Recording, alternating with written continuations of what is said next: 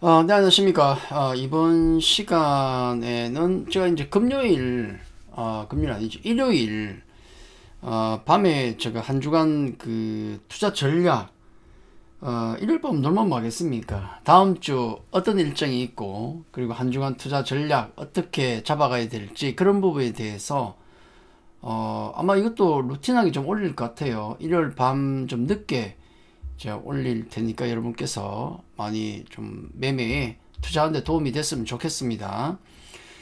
자, 이번 주 요건 첫 시간이 되겠는데 매주 일요일 밤에 제가 올릴 예정이니까 참고하시면 좋겠습니다. 자, 이번 주에 제가 타이틀로 북한 파병과 네타냐후 드론 피격, 한 주간 투자 전략은 이렇게 잡았습니다. 자, 이번 주를 보기 전에 우선 그 지난주의 상황을 좀 보셔야 되는데, 지난주 기억나십니까? 우리 미국 9월 소매 판매 잘 나왔었고, 그 다음에 ASML 실적이 쇼크가 나왔죠. 잘 나왔는데 전망이 안 좋았고요. TSMC, 넷플릭스는 서프라이즈였다. 뭐 22통화정책 외의 금리 인하 있었고, 자, 이런 이슈 속에서 우리 그 글로벌 증시를 보면 미증시는 강보합 정도 1% 조금 안 되는 수준의 다우, S&P 500, 나스닥이 지난주에 정도의 성적이었고, 다만 반도체 지수가 지난 한 주 동안 놓고 보면 2% 이상 마이너스였거든요. 이게 지난주에 우리 증시에게는 안 좋은 영향을 줄 수밖에 없었죠. 자, 일본을 제외한다면 글로벌 증시 대부분 또 나름 괜찮았다. 1%에서 2% 올랐다는 거죠. 문제는 우리 코스피 같은 경우가 약보합이었지만은 코스닥 지수는 거의 글로벌 꼴찌에 가까운, 지난주에도 마이너스 2%, 2.3% 하락, 아쉬운 점이 있었습니다. 그리고 지난주에는 트럼프 트레이드가 약간 있었죠. 트럼프 당선 확률이 높은 게 아니냐, 뭐 폴리마켓이나 어떤 베팅 사이트에서 점수를 더 주면서 베팅이 더 트럼프에 많으면서 트럼프 트레이드도 약간 있었다는 거, 미국 금융주가 좀 강세했다는 것도 실적도 있지만은 이런 점도 좀 있지 않았나 하는 생각이 듭니다. 자, 우리 증시는 요 그림 하나로 설명을 드릴 수가 있어요. 이게 뭐냐면 현재 국내 증시의 현실이라고 제가 이렇게 적어놨는데, 금요일 기억나십니까? 18일 거래대금 상위 종목 5개를 이렇게 보면은 1위가 YJ-링크, 이게 뭐지 하시는 분도 계실 겁니다. 이게 1조 4천억이 넘어갔고, 그 다음에 SK하이닉스, 삼성전자, 인스피온, 셀비온, 이런 종목들이 랭킹 5 안에 3개가 들어가 있어요. 신규 상장주입니다. 그리고 이제 바이오 종목들이 랭킹 10 안에 들어있어요. 그쪽이 거래가 많았다는 것인데, 이게 의미하는 것은 외국인이 왕창 팔고 있는 SK하이닉스, 삼성전자가 거래가 많고, 그리고 신규 상장주라는 것은 한계가 없지 않습니까? 목표가가 제대로 안 잡혀 있는 종목이지 않습니까? 바이오도 그렇잖아요. 그러니까 우리 증시가 뭔가 건실하고 탄탄한 종목 쪽에 매매가 많은 게 아니고, 뭔가 안 좋고 그리고 단기적인 매매를 할 수 있는 쪽에만 많이 집중되어 있다는 거, 이게 지금 우리 증시의 현실이 아닐까, 이 금요일장의 특징이었다, 그렇게 말씀드리죠. 자, 이번 주 일정을 좀 놓고 보시면은 월요일 21일부터 금요일 25일까지 쭉 보시면은 중요한 일정이 꽤 많습니다. 우선 브릭스 정상회의, 이게 화요일 있고, 테슬라와 SK하이닉스 실적 발표가 각각 있습니다. 수요일과 목요일 현지 시각입니다.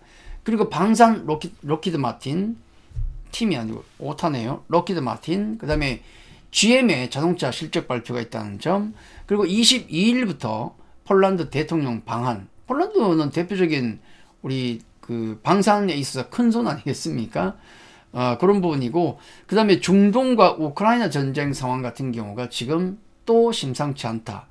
약간 뭔가 좀 뭐 지난주에 가라앉는 게 아닌가 얘기도 좀 있었지만은 유가도 떨어졌죠. 근데 그렇지가 않더라는 거죠. 자, 요 일정을 토대로 우리가 어떻게 한번 투자에 대해서 고민을 해볼 것인가. 자, 우선 국내 증시 관전 포인트 첫 번째가 지정학적 리스크. 자, 우선 중동 상황입니다. 하마스의 이제 수장 신와르 사망이 되니까 이스라엘이 이제 복수한 거 아니냐, 그죠? 그 테러를 감행했던 그 주범이 사망했기 때문에 이제 끝난 거 아니냐, 휴전협상 들어가지 않겠냐 했는데, 가자지구와 레바논 전쟁 상황 지금도 격화되고 있더라.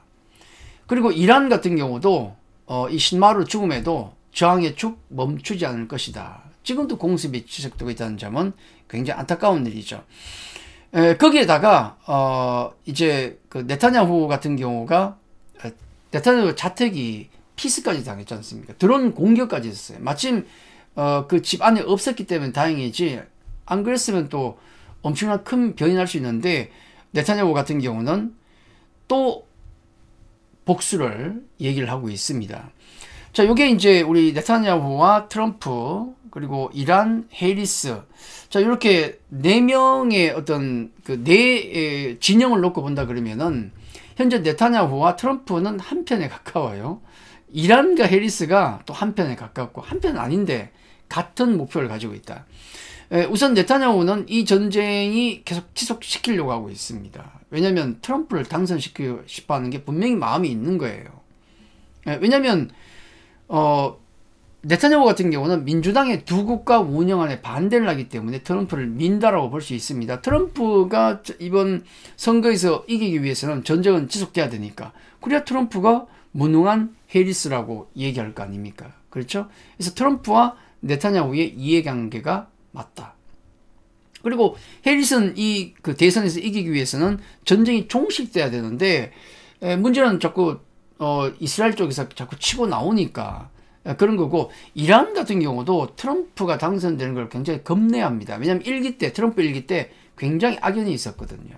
그러다 보니까 이 전쟁 되도록이면 좀 관망을 하려고 하는데 이스라엘 쪽에서 계속 쑤시고 있다는 것. 그렇죠. 자, 이런 역학적인 관계가 있기 때문에 지금 상황이 복잡하게 돌아가고 있다. 네타냐후 같은 경우는 일석사조예요. 이 전쟁을 통해서 하마스를 괴멸시키고 트럼프를 당선시키고 이란을 세력을 약하게 하고 자기 지지율은 높아지고, 아마 이 부분이 이번 주에도 한 주간 굉장히 중요한 포인트로 작용을 할 것이다 말씀드리겠고, 자, 지금 보고 계신 건 이제 우크라이나 전쟁이죠. 우크라이나 전쟁도 주말 동안 심각한 소식이 전해졌는데 북한이 우크라이나전 파병 얘기가 나왔지 않습니까? 그래서 전 세계가 우려 깊은 모습을 보고 있는데 폭풍군단이라고 우리나라의 특전사와 비슷한 특수부대입니다.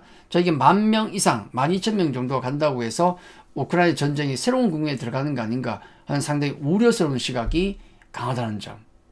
여러 가지 이해관계 때문에 들어가는 겁니다. 자, 그리고 이제 그럼 당연히 방산주 쪽을 보셔야 되는데 LIG라든지 화나 같은 경우는 장사장포 이걸 요격을 하기 위한 계약이 임박했다는 얘기가 있고, 또 LIG 넥스원은 마찬가지로 비공 미국 수들도 임박했다는 얘기 있습니다.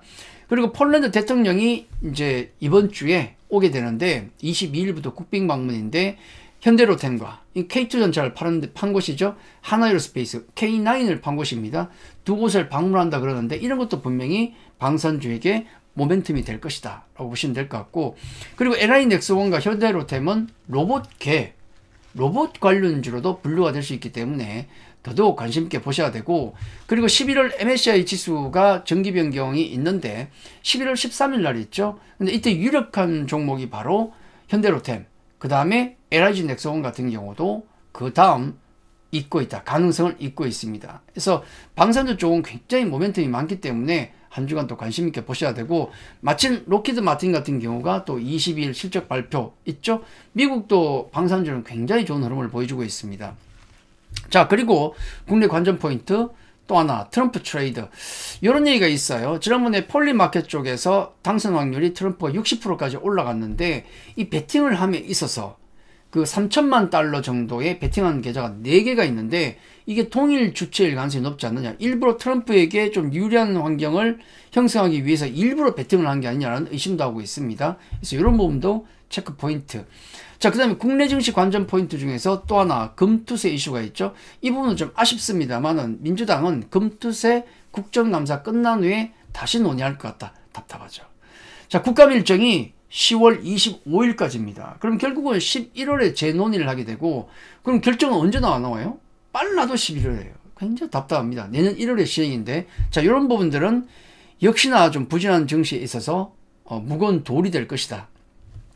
자, 또 하나 중요한 것, 국내 증시 관전 포인트 외국인 수급. 이번 주도 마찬가지입니다. 외국인은 7월 중순부터 해서 거의 14조를 매도하고 있는데 집중적인 매도가 나오는 것은 삼성전자가 13조입니다. 그 안에. 왜냐하면 2022년부터 2024년 7월까지 외국인이 가장 많이 사는 종목 랭킹 5가 삼성전자가 압도적으로 많고, 그 다음이 SK하이닉스, 그 다음이 현대차, 기아, 삼성물산. 결국 반도체와 밸류업 종목인데, 지금 삼성전자는 매수한 것에 거의 절반 이상을 팔고 있고, SK하이닉스는 매수한 구간에 있어서 3분의 1을 팔고 있고, 현대차, 기아, 삼성물산 같은 경우는 앞으로 외국인이 어떻게 움직일 것인가. 결국 삼성전자와 SK하이닉스 매도만 나온다면 이건 반도체를 파는 것이고, 현대차나 기아라든지 이런 쪽까지 이어진다면 이건 대한민국 전체를 파는 것이다 라고 보기 때문에 이번 주에도 중요한 포인트가 될 것이다, 그렇게 말씀드립니다.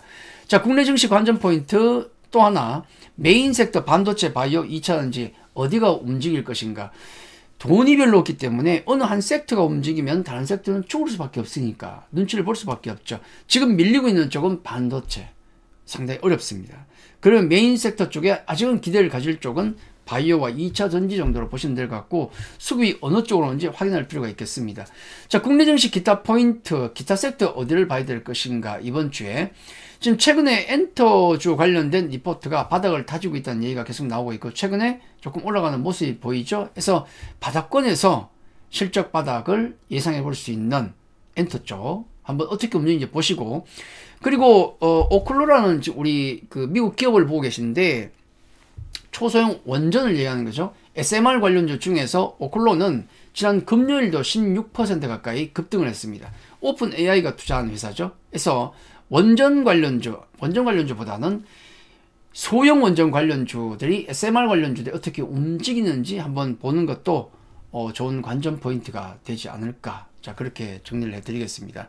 자, 우리 시장 어렵습니다. 반도체, 바이오, 2차전지 메인 섹터 시소 게임 하는데 어디가 웃을 것인가 보시는 게 좋고, 지금은 반도체는 약간 탈락의 느낌이고 바이오와 2차전지 조금 중점적으로 보시고, 나머지 섹터 쪽에 어느 쪽 수급이 들어오는지, 특히 이번 주는 방산 쪽 움직일 때 다른 섹터는 어떤 양상을 보일 것인가 라는 게 굉장히 중요한 체크 포인트가 아닌가.